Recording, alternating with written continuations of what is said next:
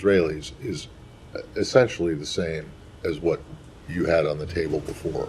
Is that correct or no? So I'm going to answer that by saying, obviously, in the course of negotiations, proposals always evolve because it's a conversation that happens between the relevant parties and us as the mediator. So the proposal that is on the table right now is not identical to the proposal that was on the table 2 weeks ago or 2 months ago. But the overall framework that we're trying to reach is, yes, full implementation of UN Security Council Resolution 1701. All right. Thanks. Mary. This might be a bizarre question, but do you know why he's... I'd be surprised. I'd be surprised by that. Do you know why he... His mission between Beirut and Jerusalem. What's your say? As I said, and I think it was a response to Humera's question, I'm not going to comment on the underlying diplomatic negotiations, but of course you shouldn't believe everything that is reported. Okay, on Iran. There were 2 reports from IAEA in regards to Iran, say that Tehran has offered not to expand its stock of uranium enriched over 60%, and also Iran has agreed to consider allowing 4 more experienced inspectors to work in Iran after not issuing visas for the previous team. However, they said that this is conditional if the E3 doesn't issue a resolution to censor them. So what's your take on it? And also, how on board is the U.S. with the E3 resolution? So we remain tightly coordinated with our E3 partners in advance of the IAEA Board of Governors meeting, and we strongly support efforts to hold Iran accountable. As the President has made clear, the United States will ensure that Iran never has a nuclear weapon. The Iranian regime continues to amass a growing stockpile of highly enriched uranium for which there is no credible civilian purpose, and they continue to not cooperate fully with the IAEA. So what we're going to do is continue to work with the IAEA Board of Governors members to ensure their full cooperation with the IAEA so that the IAEA can provide the assurances that we need that Iran's nuclear program remains exclusively peaceful. So I'm not going to preview any actions that we might take over the next few days in consultation with our partners, but we will remain tightly coordinated with them. When you just referred to the growing stockpile of enriched uranium, you're talking about this latest IAEA report that came out either yesterday or earlier today, yeah, which is like significant increase in the amount of 60%. Yes, correct. That's what you're correct. Thank you. Yeah, come back. Following up on Ukraine and Russia, Putin lowered the thresholds, announced lowering the threshold for use of nuclear weapons. The timing, of course, comes after Ukraine used American long-range missiles into Russian territory. What do you make of the timing of that announcement, and is the U.S. concerned about nuclear escalation? So I am unfortunately not surprised by the comments the Kremlin has made around the publication of this new revised nuclear doctrine. Since the beginning of its war of aggression against Ukraine, it has sought to coerce and intimidate both Ukraine and other countries around the world through irresponsible nuclear rhetoric and behavior. Despite what Russia says, neither the United States nor NATO pose any threat to Russia. Russia's irresponsible and bellicose rhetoric will not do anything to improve Russia's security.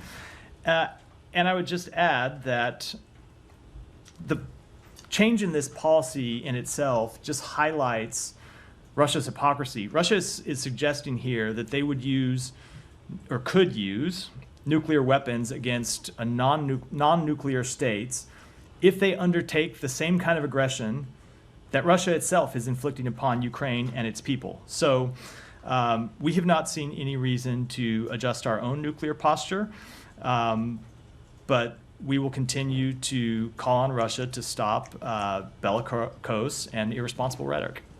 And then just on a different kind of warfare from Russia, after 2 undersea cables were cut in the Baltic Sea, U.S. allies are warning of hybrid warfare with Russian suspected sabotage with regard to those cables. How concerned is the U.S. about increasing that type action, and what is the U.S. doing to reassure its European allies? So let me just say, just speaking generally, not with respect to this report, but speaking generally, we are incredibly concerned about hybrid warfare conducted by Russia, both in Europe and around the world. And it's something that we have been in close coordination with our European allies and our other allies and partners around the world.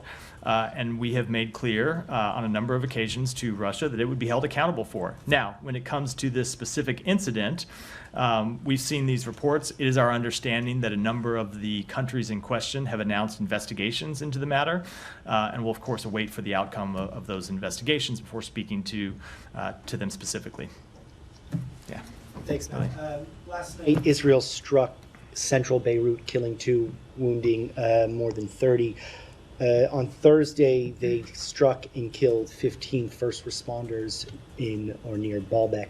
Are these productive actions as you're, quote unquote, almost at a ceasefire? So I'm not going to speak to any specific strike other than to say, of course, we mourn the loss of any civilian life, and we have made clear to Israel that it needs to take every precaution possible to avoid any loss of civilian life. But I will say, this type of action is precisely why we continue to seek a diplomatic resolution to this conflict, because you have seen over the course of the past year, civilians, both in Israel and in Lebanon, be the unfortunate victims of this fight. And we want to see civilians protected, which is why we are working so hard to get a diplomatic resolution that would stop the fighting across the blue line and would allow civilians on both sides of the border to return homes, and would also allow civilians throughout Lebanon to feel safe and civilians throughout Israel to feel safe from the threat of terrorism. Throughout the course of the Gaza campaign, we've asked you a lot if you're satisfied with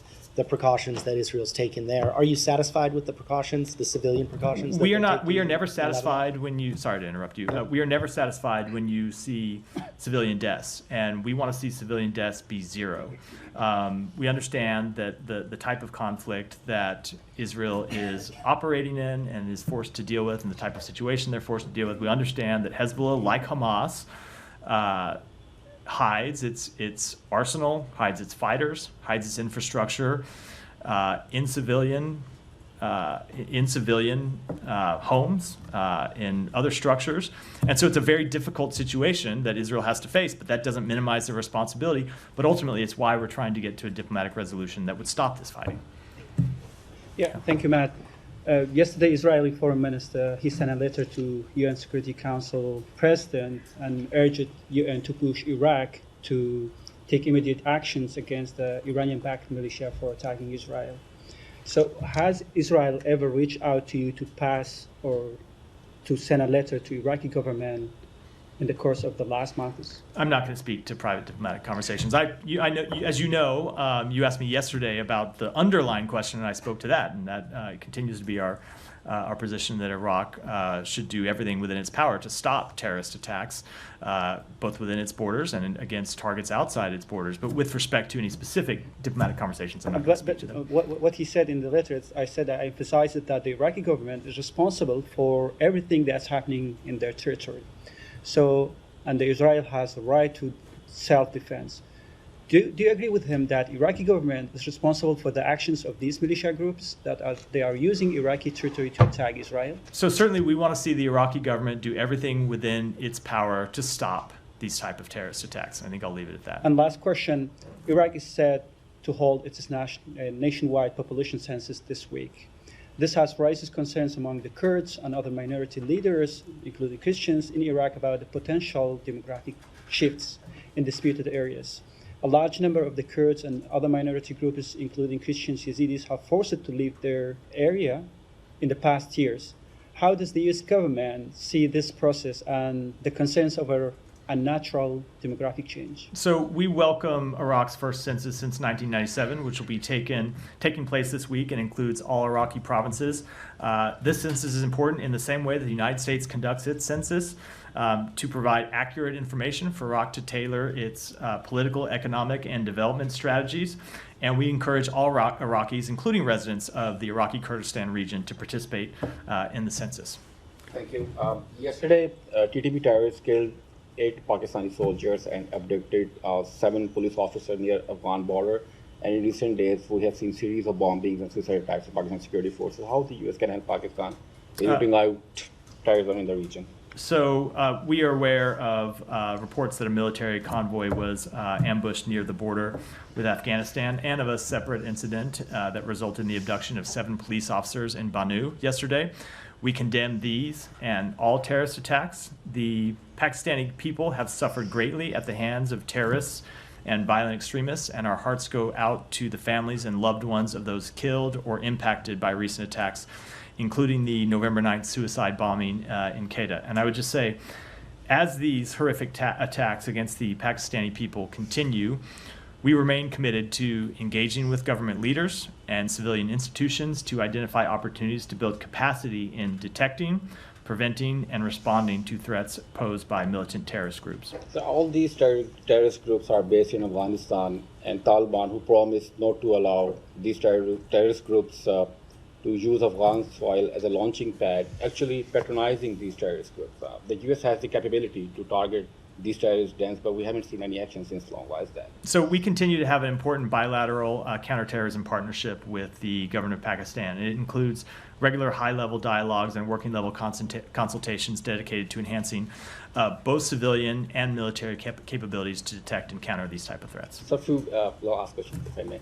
So a few weeks ago, U.S. officials met with Sikh advocates to discuss threats faced by Sikhs in the United States. I was just thinking, President Biden recently met with Modi in Brazil. Was there any discussion on this matter? What was the last part of the question? I just didn't hear. So President Biden met I heard with that Modi. part. I didn't hear the any very discussion last. on the... So when it comes to the president's meeting, just as always, I'd refer you to the White House for a specific readout. But regarding the plot to kill a Sikh American in the United States, I would just say, as you've heard us say before, the U.S. government continues to treat this issue with the utmost importance and continues to pursue accountability through a number of different pathways. Yeah, go ahead. Yeah. Thank you.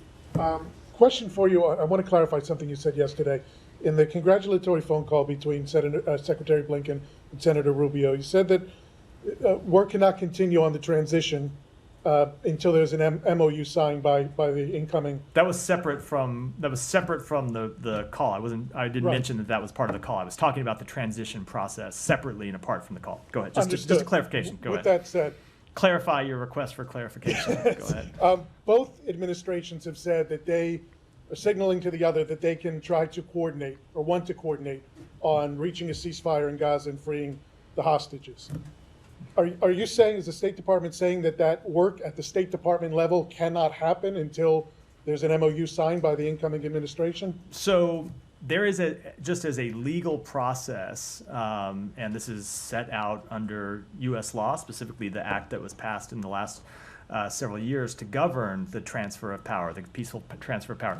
There's a process that has to take place before we can, say, for example, brief members of an incoming transition team on classified information.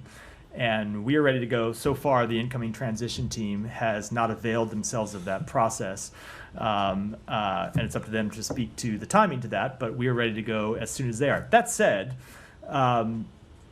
we are committed to doing everything that we can to make this a successful transition. That includes, of course, briefing the incoming administration at the appropriate time when they have completed the appropriate steps about world events and about how we see world events and about things that we believe that they need to know when they come into power. But there's only one president at a time, and we will continue to pursue the policies, including work for diplomatic resolutions to conflicts in the Middle East through January 20th. Final question. There was a meeting this morning behind closed doors at the UN Security Council regarding the Gaza ceasefire and hostage release resolution. The U.S. appears to be pressuring the E-10 to remove or change some of the text in there. Can you give some information, some clarification as to what exactly the U.S. is pressing for right now in terms of the text that needs to be changed? I don't think it'd be appropriate for me to do so at this point. We are having private conversations with other members of the Security Council about a potential resolution, but at this point we should keep those conversations private. Yeah, go ahead. Going back to Ukraine, yesterday you didn't confirm any policy change, but you confirm now that Ukraine has used U.S. missiles to strike targets. No, in fact, I in response to a question earlier in the briefing said no, I'm not going to confirm it. So Ukraine hasn't used U.S. missiles to strike I targets am not inside going to Russia? confirm that report. Ukraine, of course, is free to speak to what they have or have not done, but I'm not going to confirm at this point any U.S. policy change.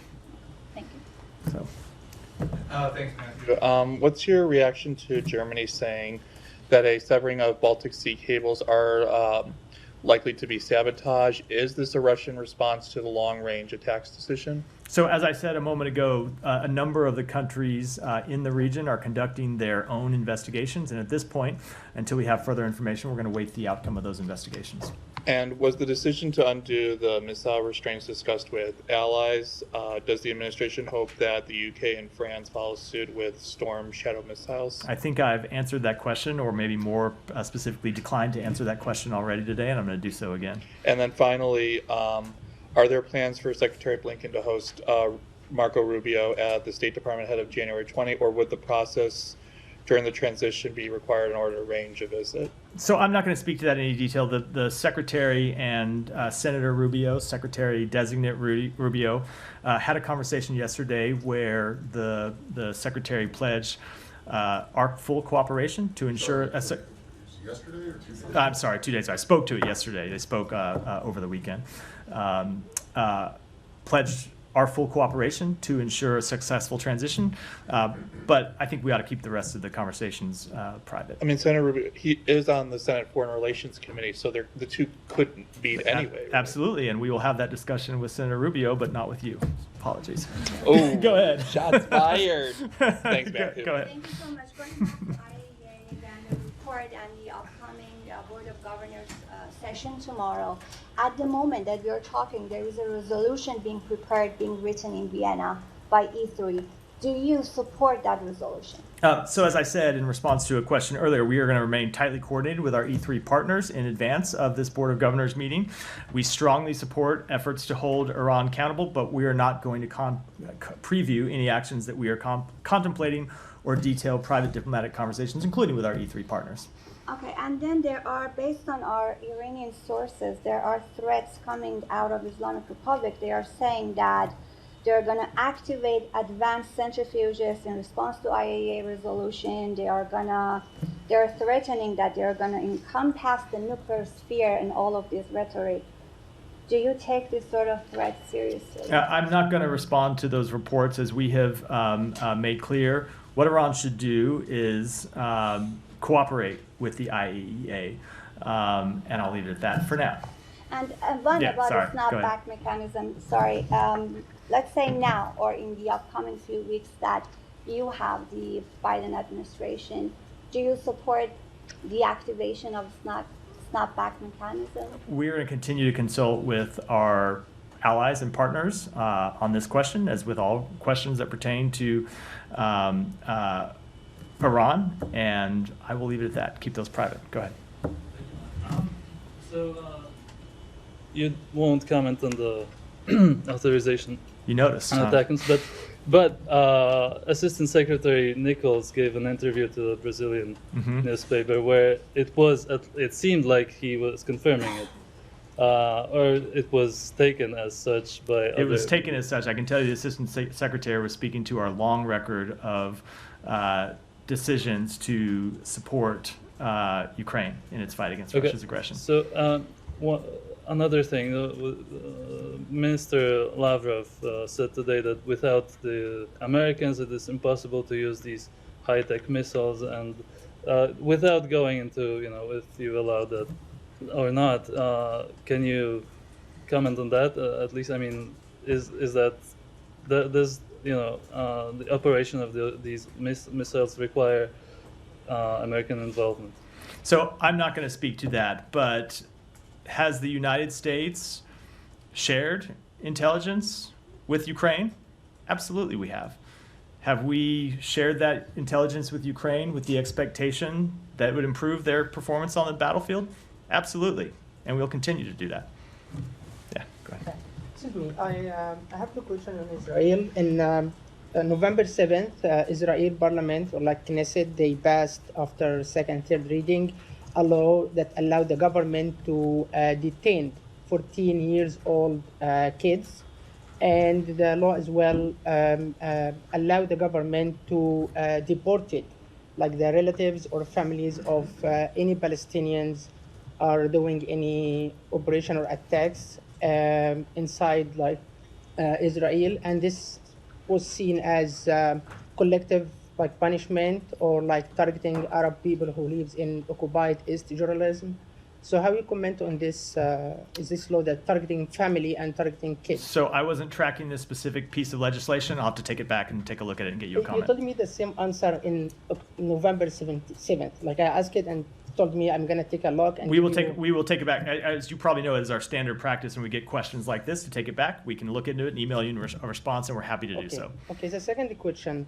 In the new administration, there is like a diplomat, Mr. Hakabi.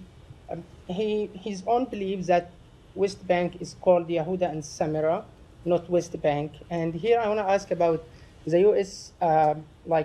Foreign policy faith, like the thing that you teach it for this intern. This area called West Bank or called Yehuda and Samara, because I understand this country is like, the reference is like separating church and authority, like your secular country. So your reference is like Old Testimony, Torah, or like the international law and U.S. resolution. Like we want to make sure like there is a. Can I just ask you to get to the? Yeah. Like the question. Yeah, this question in the U.S. policy is called West Bank or Yehuda and Samara. You have heard me repeatedly refer to the West Bank as the West Bank. You have heard the Secretary refer to it as the West Bank, and the President referred to it as the West Bank. An incoming administration has the ability to make their to what? To change Yehuda and Samara? The administration has an incoming administration has the ability. I don't think this is a secret, to use the terms that they feel are appropriate, but we have made clear that we believe the West Bank is properly referred to as the West Bank. Let me go ahead, go here, and we'll wrap for the day. Thank you. On Hong Kong, do you have anything on Hong Kong where 45 pro-democracy advocates and former lawmakers were sentenced for exercising their universal rights? Yeah, so we are extremely concerned about this action. You have heard us speak out against it in the past, and just before the briefing, we released a statement where we announced that we are imposing new visa restrictions on Hong Kong authorities for their participation in this action. Can you say how many officials? I cannot, and leave it at that for today. Thanks, everyone.